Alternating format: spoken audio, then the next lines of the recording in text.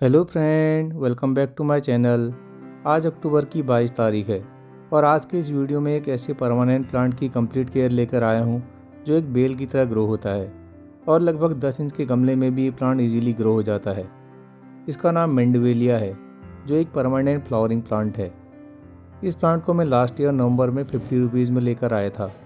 उस समय इसकी हाइट लगभग 6 से 8 इंच की रही होगी और उस टाइम पर इस प्लांट पर बस एक ही फूल खिला हुआ था। उसी फूल को देखकर मैंने इस प्लांट को परचेज कर लिया था। हालांकि ये प्लांट एक धीमी स्पीड से ग्रो होता है, पर फरवरी के बाद इसकी ग्रोथ थोड़ा ज़्यादा ही बढ़ गई थी क्योंकि ये भी एक सन लविंग प्लांट है। लेकिन इस पर लास्ट ईयर दिसंबर के महीने में भी फ्लावरिंग हुई थी। पर मैं अभी इस प्लांट को नर्सरी से खरीदने के लिए पूरे कॉन्फिडेंस से रिकमेंड नहीं कर सकता क्योंकि इस प्लांट की सर्दियों में फ्लावरिंग से ही पता लग पाएगा कि क्या ये दिसंबर या जनवरी में रेस्ट में जाता है या फिर फ्लावरिंग करता है। अभी मैंने बस इस प्लांट को एक स्टिक का सपोर्ट दिया है जिससे ये प्लांट इसके सहारे ठीक से खड़ा हो सके, वरना इसका स्टेम इतना ज़्यादा हार्ड नहीं रहता कि ये पूरे प्लांट के वेट को होल्ड कर सके। मेंडवेलिया के फूल जनरली आपको नर्सरी पर 3 रंगों में मिलते हैं, एक डार्क रेड जो मेरे पास है, एक पिंक और एक वाइट कलर। इन तीनों में से एक ये वाला प्लांट ही थोड़ा गमले में इजीली ग्रो हो जाता है। बाकी पिंक और वाइट कलर वाले पौधे बिल्कुल बेल की तरह ग्रो होते हैं और उस तरह के पौधों को गमलों में ग्रो करना थोड़ा मुश्किल रहता है। सॉइल की बात की जाए तो जब मैंने नर्सरी से लाने के बाद इसे इस गमले में शिफ्ट किया था तो उस समय मैंने इसमें गार्डन सॉइल, सैंड और वर्मी कंपोस्ट को बराबर मात्रा में मिलाया था। मैं मोस्टली अपने सभी पौधों को प्लास्टिक के गमले में ही ग्रो करता हूँ, इसलिए मैं इन गमलों में पौधों को ग्रो करने के लिए सैंड ज़रूर यूज़ करता हूँ।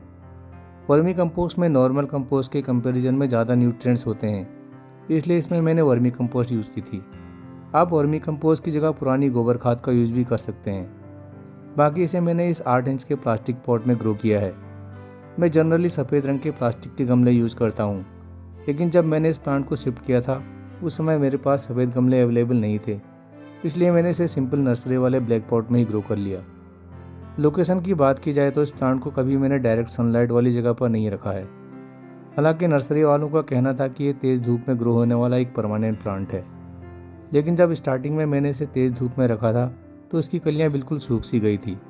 इसलिए इसे मैंने अभी ऐसी जगह पर रखा हुआ है जहां पर सुबह की लगभग 4 घंटे की धूप इसे मिल जाए, क्योंकि फ्रेंड फ्लावरिंग करने वाले पौधों को नई नई कलियां बनाने के लिए एक प्रॉपर टेम्परेचर की ज़रूरत होती है और इस तरह के पौधों को अगर हमने ठंडी जगह पर या छाया वाली जगह पर रख दिया तो फिर इन पर नई कलियाँ नहीं बनती, इनकी बस वेजिटेटिव ग्रोथ ही बढ़ती है। फर्टिलाइज़र की बात की जाए तो इस पर सबसे ज़्यादा असर जिस फर्टिलाइज़र का मैंने एक्सपीरियंस किया है वो है DAP या डायमोनियम फॉस्फेट। फ्रेंड, जिस तरह एक ही प्रकार की दवा हर किसी इंसान के लिए परफेक्ट नहीं होती, उसी तरह एक कॉमन फर्टिलाइज़र भी किसी प्लांट के लिए इफेक्टिव नहीं रहता। DAP का यूज़ सेमी शेड में ग्रो होने वाले पौधों के लिए बेस्ट रहता है। इसके यूज़ से पौधों की जड़ों की ग्रोथ भी काफ़ी बढ़ जाती है और प्लांट पर कम समय में ही नई नई कलियाँ बनना स्टार्ट हो जाती हैं। DAP का यूज़ आप अपने सर्दियों में ग्रो किए जाने वाले सीजनल पौधों पर भी कर सकते हैं। इसके इफेक्ट से जो भी कलियाँ या फूल प्लांट पर निकल कर आते हैं वे हेल्दी भी रहते हैं और आकार में बड़े भी रहते हैं। एक 10 इंच के गमले में DAP के लगभग 10 दाने सफिशिएंट रहते हैं। लेकिन फ्रेंड, DAP का यूज़ अपने एडीनियम के प्लांट पर बिल्कुल न करें, क्योंकि पिछले महीने जब मैंने अपने एडीनियम के प्लांट पर DAP का यूज़ किया था तो उसकी पत्तियाँ पीली पड़ गई थी। जो साथी ऑर्गेनिक वे में ही गार्डनिंग करते हैं उनके लिए केले के छिलकों से बनी खाद या फिर किचन वेस्ट से तैयार की गई खाद बेस्ट है। अगर आप मार्केट से ऑर्गेनिक फर्टिलाइज़र खरीदना चाहते हैं तो उसके लिए बायोजाइम या सीवीड एक्सट्रैक्ट भी एक बेस्ट ऑप्शन है।